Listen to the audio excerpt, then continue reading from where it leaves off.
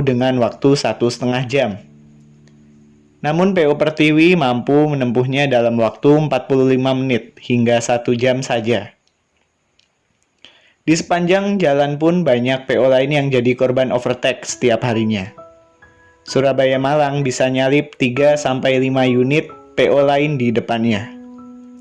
Selain itu, Pertiwi juga terkenal akan knalpot war-nya khas dari Hino Wings yang banyak digunakan di PO ini.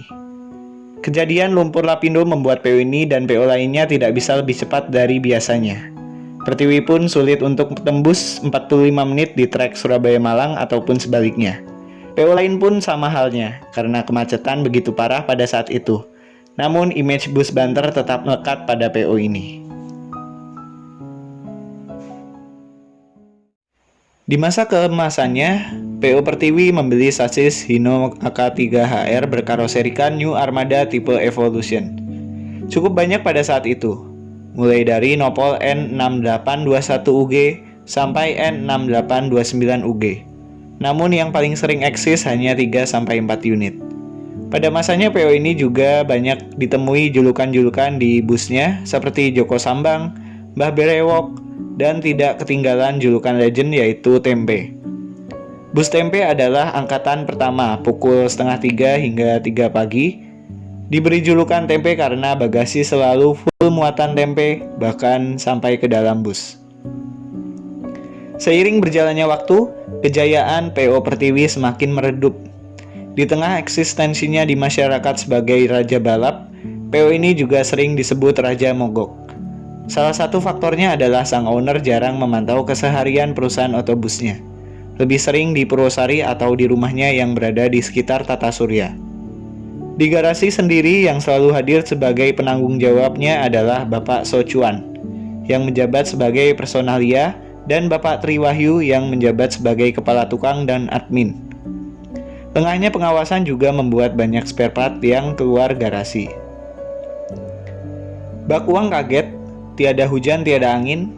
Pada tahun 2009, PO Pertiwi resmi diakuisisi PO Restu yang saat itu sedang gencar-gencarnya ekspansi kemana-mana. Setelah mengakuisisi beberapa PO di Jawa Timur, termasuk PO Pangeran, entah apa yang terjadi, hal ini membuat banyak pihak terkejut. Padahal keuangan PO Pertiwi tergolong bagus, karena memiliki jam yang padat penumpang. 2 bulan sebelum diakuisisi PO Restu, beberapa kru dijanjikan ada permajaan.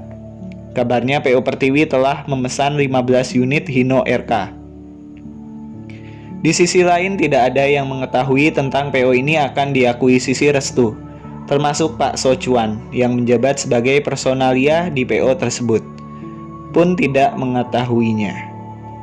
Apalagi manajemen yang lain, para kru serta mekanik-mekaniknya, jadi hanya rahasia owner. Walaupun sebenarnya kabar ini ada sejak tahun 2006 akhir, namun semua beranggapan rumor belaka dan hal itu tidak akan terjadi. Karena Pertiwi sangat dominan di trayek Surabaya-Malang. Unit Restu di depannya pun kalau istilah dunia perbusan, jamnya sering dipateni atau dibeleh. Karena sulit mengimbangi kecepatan PO ini. Alhasil Pertiwi banyak menjaring penumpang. Restu hanya membawa bangku alias kosong. Masalah akuisisi juga ditangani sang owner sendiri. Di hari H saja garasi Pertiwi dijaga ketat oleh polisi dan TNI. Jadi semua armada dikandangkan kecuali Pertiwi julukan Tempe. Unit jam pertamanya Pertiwi yang saat itu start Ajosari jam 3:08 pagi. Semua kru kaget karena tidak ada pemberitahuan terlebih dahulu. Untungnya manajemen Restu bersedia memberi jalan bagi kru Pertiwi yang mau gabung ke Restu. Tapi entah ada yang join atau tidak karena rata-rata kru Pertiwi menolak. Banyak kru yang kecewa waktu itu, tidak sedikit yang sampai meneteskan air mata. Kru hanya melampiaskannya dengan cara menangis. Saat itu kru juga kelimpungan cari loncatan. Kalau dilihat dari wawancara personalia Restu waktu itu di garasinya Pertiwi, sepertinya tidak ada yang masuk ke Restu tapi tidak tahu juga kalau ada yang berubah pikiran. Sempat ada salah satu driver Pertiwi yang ternyata sudah direkomendasi oleh beberapa kru Restu, tapi beliaunya menolak gabung dengan Restu.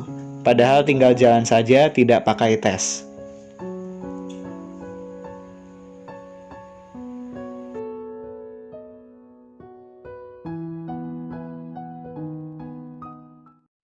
Kalau masalah pergantian manajemen antara Pertiwi dan Restu, perbedaannya memang terlalu besar dari segala sisi. Pertiwi lebih ke kekeluargaan, Restu lebih ke profesionalitas. Aturan-aturannya juga jauh lebih ketat di Restu. Jadi tidak heran kalau banyak yang menolak.